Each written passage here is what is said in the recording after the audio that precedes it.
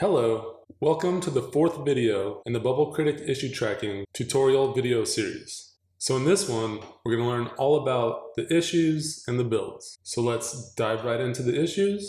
We'll click here. And so if you've seen any of the previous videos, this will probably look familiar, as I've already created 3 regular issues and a mega issue. So when you're here creating a new issue, the first thing you want to do is select an issue type. And by default, the issue tracking system comes with these issue types. However, if you watch the issue types video, you will know that these issue types are completely customizable. So let's just make a brand new issue. Let's make a text change issue. And then the next thing we do here is we select a status. So if this issue that you're going to create still exists currently in your code base, then you say it is open. However, let's say you've already fixed the issue. You can come in here and create an issue and say it's already been implemented. So let's just make a text change issue that's already been implemented. And you'll see here, this says implemented title, which is different than an issue title. I will get to that later, but there is a difference. So let's say implemented, and it's going to be in our one build that we have. And we will put it inside of this mega issue here. So we'll select this. And then we must select a level, let's say level 1. All right, so now implemented title means that we say what has changed. So we will say the change is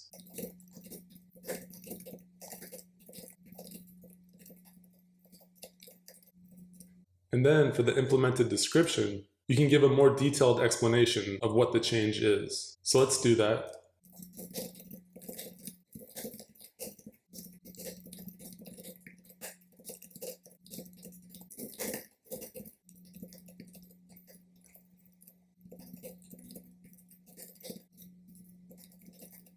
Okay, let's create the issue. And now you'll see we have a fixed or implemented issue right here. So that's kind of the goal. When you're looking at a build, you want to see all check marks. That's when you know it's time to release the build.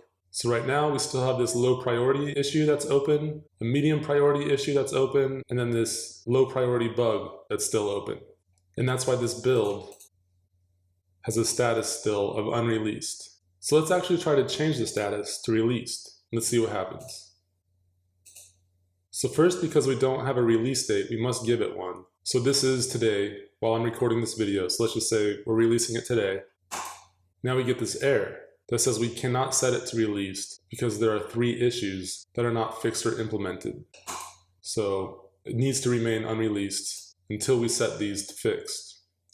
Okay, so next let's look at these buttons down here. So first we have the assignment button right here. Let us click on it, and here's where we can assign users to this issue. So by default, when you access this screen, it's showing you just the developers. And since we have not applied the title of developer to any users, this screen has no developers to list right here. So if you want to assign this issue to a manager, you would click there. Then all the managers would show up right here. But again, we do not have any managers. We do have just 2 users who are neither developers nor managers. So let's just look at everyone else. And so we could assign it to ourselves, or we can assign it to any other user listed here. Let's assign it to user 1370. And now up here, we see a list of users that this issue has been assigned to. We can assign multiple users to any issue. And then we can remove them, of course, by clicking on the minus button. Okay, so now this issue has been assigned. Let's close this. And now we see that this icon here has been lit up, indicating that it's been assigned. So right here, we see it's still dark, meaning it's not assigned. And then let's go look at the filter, just to prove that this is assigned. We'll go here, custom manage, and let's look at only the assigned issues. And now we just have that one show up. It's the only assigned issue. All right, so that's assignment. Next, we have the log for the issue. So here's all the changes that have taken place for this issue. So it's listed newest first. So the oldest one here is that the issue was created, and then it was added to the mega issue. We assigned this user to it, assigned this user to it, and then we unassigned this user from it. So these usernames are clickable, so I can send them a message or view their profile. And these are also links. So I can go to the thread view of this mega issue by clicking here. I can go to the issue tracking topic by clicking here, and I can look at the issue tracking topic with a build range filter applied by clicking here. So let's just do that. And now we're back here. And let's look at this issue again. So the next thing here is the issue type. This indicates that it's a new feature. If we look here, we'll see the bug icon. And if we click on it, we can change the issue type. But that's not what I want to do here. So actually, now that we're looking at this issue, we'll see we have this eye icon, which tells us we have additional information for this issue. And that additional information is the level. Since bugs must be assigned to levels when they're created, bug, we have to give it a level. So from here, we can also change the level. Like if we made a mistake and this issue actually occurs on level 3, we could change it to level 3 and save the changes. But again, I do not want to do that. And then we're going to look at this last icon here, which is the privacy setting. So this red shield means that this issue is private. However, if it's a green circle, that means it is public. So I'm not really going to go into that right now because that'll be in the next video, the privacy video. But let's see what else. We got the build number here, which is normally clickable, but it's grayed out right here because this issue is inside of a mega issue. So if we look at this issue, now the text is blue, and if we click on it, we can change the build number. But issues that are inside of mega issues cannot have their build number changed. You would need to remove this issue first, and then you could change the build number. So speaking of which, let's look at this screen. Mega issues have a special icon here, and this is how you manage your mega issue. You click here, and then you could change the title of the mega issue, the description, the background image, and then manage the sub-issues. We could remove an issue or add an issue. So that was all pretty much covered in the last video, so there's no need to go into any of that. All right, and then the next thing is this button, which just takes you to the thread view, or in this case, the issue view. So when you're looking at this issue, you have all the same functionality. You can manage the assignments, look at the log, change the privacy, change the build if it's enabled, which in this case it's not because it's part of a mega issue. And then everything else is just pretty much like normal threads. So there's one thing I haven't talked about yet, and that's this button. So this button is the same as this button. So this is the status and priority button. So looking at it, we can see that this is an open issue as indicated by this circle, and it has a medium priority as indicated by the color, it is orange. So if you want to change the status or priority, you click on it, and then you can select one of these options. So this gives it a priority of none, and then low, medium, high, critical. So let's make it critical. Set priority to critical, and then we click here, and now it's critical. And these other two options are denied and implemented. So if we have an issue in the system that is not actually an issue, we can click on this, say we're denying this as an issue, and we give an explanation, and then that will leave this issue inside the issue tracking system, but it will have a red X, letting people know that we know about this issue, however, we consider it to be not an issue. And then lastly, we have the check mark here.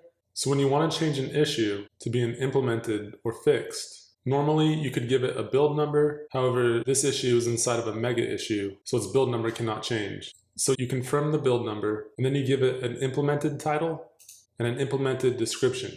So the implemented title and implemented description are different from the issue title and the initial description. So the issue title is usually what the problem is or what the change will be. However, the implemented title is the change that has occurred in the code. So instead of it saying tons of cats will be in the home village, we could say tons of cats are in the home village. So let's do that. And then again, the description is just to further clarify what all changed in this implementation. Okay, so now we're ready to mark this as implemented. So we click here, and there we go. The title changes to the new implemented title, and the description changes to the new implemented description, and we get this green check mark. Now if we go look at this issue, we will see that we have an initial title, an initial post, and then we have the current implemented title and the new implemented description right here, all of which are editable now. Okay, so that's it. That's the issues and how to manage issues. Now let's look at the builds. So as you can see here, we do not yet have a release date for our build. Let's change that. So today is January 27th as I'm recording this video. Let's say the release date is the middle of February. Okay, let's change it. And now we have a release date. Let's refresh. And now the release date is displayed right here. The other thing is this inexact release date. This is used if you do not want to have a hard release date. So you could just say February, or if you want to be a little more specific, you could say middle of February, or you could say Q1, late winter, early spring, etc. So let's say middle of February. And now when we look at this, we will still see the February 15th release date because the inexact release date is only used for the public. I'm admin level 5, therefore I can see this private information. So let's log in with another user. And then we'll go back to our Super Bubble Battle issue tracking system. And everything is currently private, so I need to change that. Let's go here and turn off these rules, make everything public. Okay, and then let's log out and log back in. And then we should see all the issues. Okay, so here's all the issues, and right here, we see the inexact date. All right, this user does not have access to the builds. So once again, let's log out, log in, BC demo. Go back, and then let's go back to the builds. So the other property that we have here is the title. So let's give this a title. And let's see how this affects things. Let's refresh. Now that title shows up right here. And now when we look at this build, instead of the build number showing up right here, it now has the title and the build number in parentheses. Okay, let's go back, see what else there is. We can make new builds, and then here you give it a build number, and then you can initialize the build with a title, an inexact release date, or a release date. Then you can also delete builds with this button here. And then we have these two buttons down here. We have the change log for the release build right here. And so when you're here at this screen, usually you can switch between the builds right here. However, we only have the one build. So this is just a drop-down list that has one item in it. And then right here we have the filter. So if we just want to see all the issues added to this build, we can select this. And now here's every time an issue was added to the build. And just like the issue log, these links will take you to the issues if you click on them. And these usernames are clickable as well. So let's just click on one of them, and you'll see that it takes us to the issue. So let's go back to the issue tracking topic, and then back to the build screen. And then we have this button right here, which will just take us to this build. So right now, we do not have a filter applied. This is just a list of all the issues. So let's click on this. Now you can see we're looking at this build right here. All right, now let's change the status of a build to released. To do that, first we have to mark all of our issues as fixed or implemented. So I'm going to do that real quick.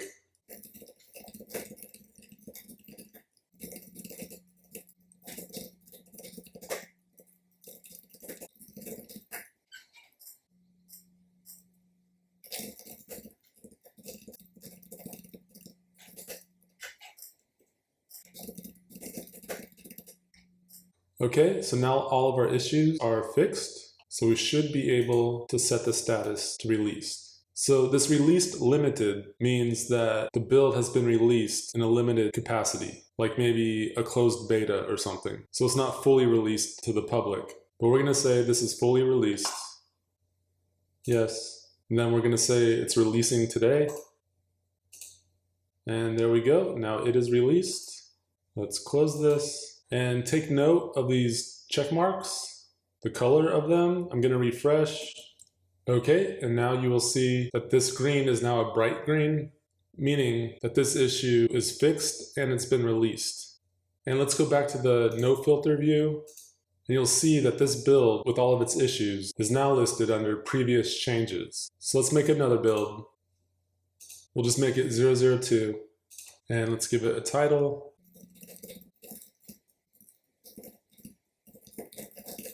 And an inexact release date. And let's just create it with these properties. And now you'll see that we have two builds here, so we can switch back and forth with this dropdown. And now here at the release build log, we can switch between builds. All right, but let's just close this and refresh. And we don't see the build show up yet because we have not put an issue into it. So let's put an issue into our new build, and let's just make a vague new feature, which is a new enemy arrives. Status open, put it in our new build, priority high, and it's in level 5. The description,